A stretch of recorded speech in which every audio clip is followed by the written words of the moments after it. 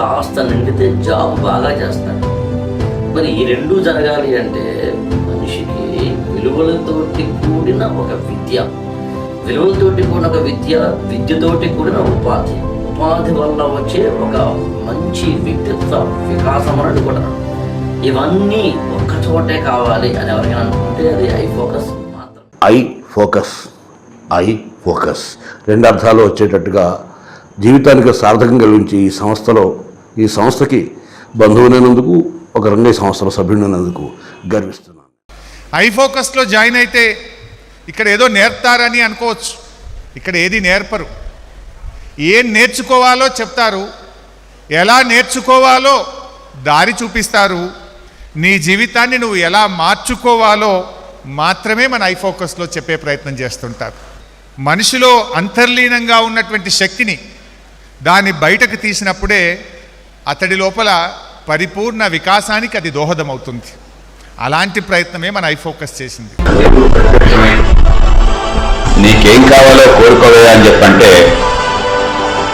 భగవంతుడా, ఇలాంటి ఐ ఫోకస్లు ఎంతమంది ఎంత ఉత్సాహంతో స్ఫూర్తితో ఉన్నవాళ్ళు, జిల్లాకు ఒక బృందాన్ని ఇలాంటి తయారు చేయి. ఆ విజయానికి 5 మెట్లు అనే దాన్ని ఒక చెరుకు మరలో తిప్పి ఆ ఎసెన్స్ అంతా తీసి దాన్ని కాన్సన్ట్రేట్ చేసి మొత్తం అంతా కుదించి 380 పేజీల పుస్తకాన్ని కుదించి ఒక వర్డ్గా, ఒక వాక్యం, ఒక పదంగా తయారు చేస్తే ఆ పదం పేరు ఐ ఫోకస్.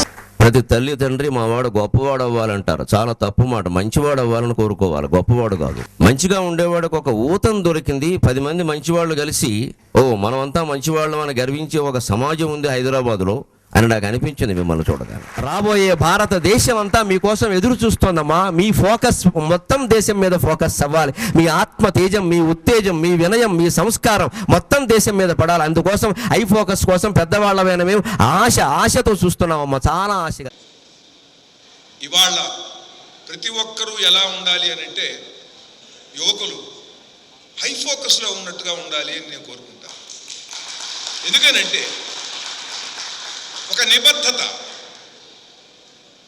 ఇటీవల నాకు ఒక పని ఏర్పడి నేను ఐ ఫోకస్ వాళ్ళని సంప్రదిస్తే వాళ్ళు చేసినటువంటి విధానం చూస్తే, అరే సమాజంలో మనకి పని కావాల్సిన ప్రతి చోట కూడా ఇలా ఉంటే వ్యక్తులు ఎంత బాగుంటుంది అని. సంశ్రయ అని ఒక బుక్ ఇచ్చారు ఆయన.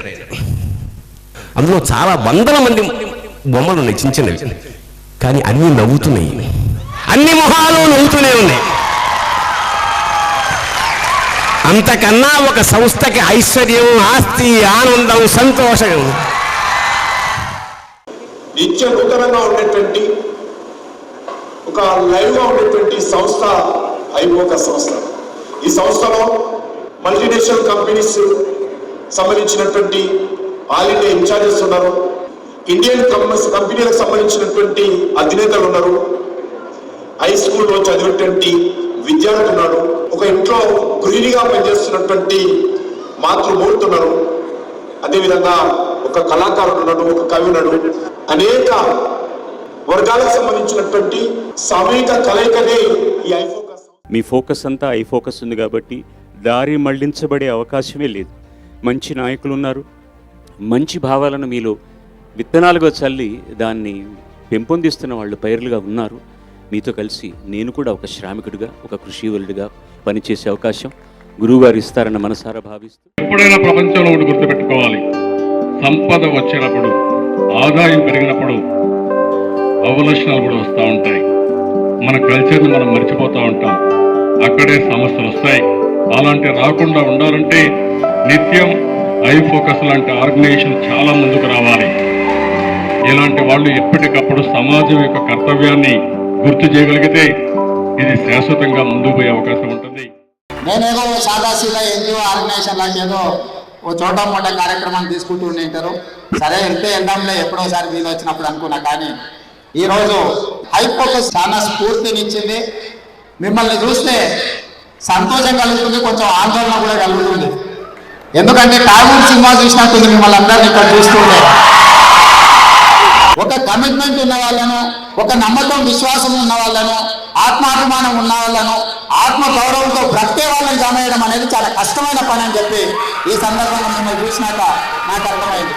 పర్టికులర్గా యూత్ అంటే మీద పడిపోతారు, అనవసరమైన టైంలో అరుస్తారు, ఊరి మీద అయిపోతారని ఒక చెడు అభిప్రాయం ఉంటుంది. నిజంగా అలా ఉంటారా? నిజంగా డిసిప్లిన్తో ఉంటారా? అంత కంట్రోల్డ్గా ఉంటారా? ఏ ఆర్గనైజేషన్ లేకుండా, పోలీసులు లేకుండా, ట్రైనింగ్ లేకుండా అలా చేయగలరా అని నేను చూడడానికి వచ్చాను. I'm really thrilled.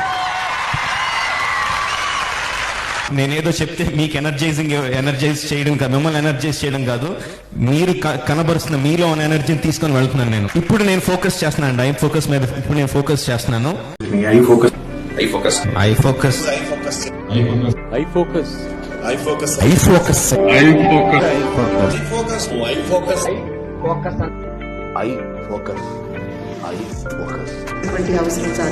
నేను కూడా ఈ ఐ ఫోకస్ లో డెఫినెట్లీ ఒక మెంబర్.